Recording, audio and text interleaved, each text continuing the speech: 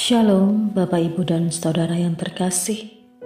Tema renungan kita pada hari ini berjudul Berharga dan Mulia di Matanya. Yesaya 43 ayat 4. Oleh karena engkau berharga di mataku dan mulia, dan aku ini mengasihi engkau, maka aku memberikan manusia sebagai gantimu dan bangsa-bangsa sebagai ganti nyawamu. Ayat di atas bernuansa tindakan kekerasan.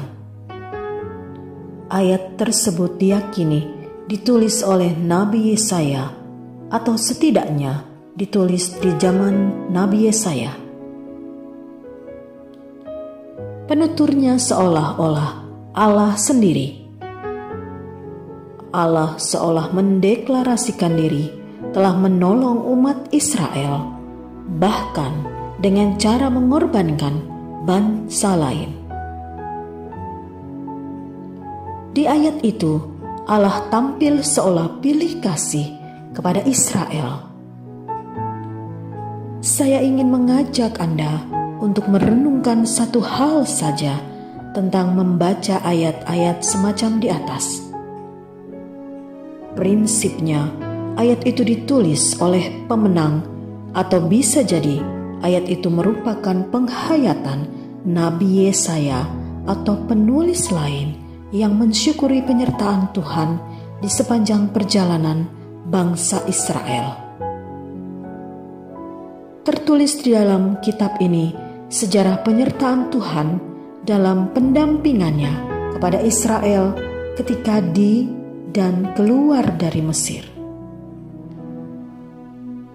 Kita mengingat peristiwa yang rumit tentang perjalanan Israel keluar dari Mesir, disertai Tuhan, bahkan dimenangkan oleh Tuhan ketika menghadapi bangsa-bangsa lain di perjalanan. Apakah Tuhan memenangkan bangsa tertentu dan mengalahkan bangsa tertentu dalam sebuah konflik?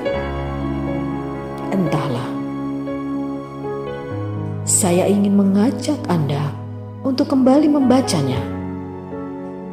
Tuhan diimani oleh penulis kitab Yesaya itu sebagai Tuhan yang memuliakan umatnya. Oleh karena itu, Tuhan akan memenuhi kebutuhan umatnya dalam berbagai peristiwa. Saya ingin mengajak kita semua meyakini dan tidak meragukan kasih Allah yang sudah terbukti menjaga hidup kita. Pun demikian, saya tidak mengajak kita untuk bersaing, mengalahkan orang lain, hanya karena kita yakin kalau Tuhan berada di pihak kita.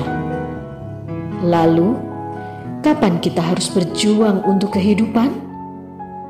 Sebaiknya, perjuangan itu diarahkan kepada misi keadilan, kesetaraan, kemerdekaan, dan kesejahteraan. Itu lebih penting daripada soal menang-menangan. Bukankah Tuhan ingin umatnya damai dan sejahtera? Jadi, mari muliakan Allah yang telah menganggap kita mulia itu dengan tindakan-tindakan mulia. Supaya apa, saudara-saudari? Supaya selaras, tidak ada yang kontradiktif antara kehendak Allah dan gaya hidup kita. Amin.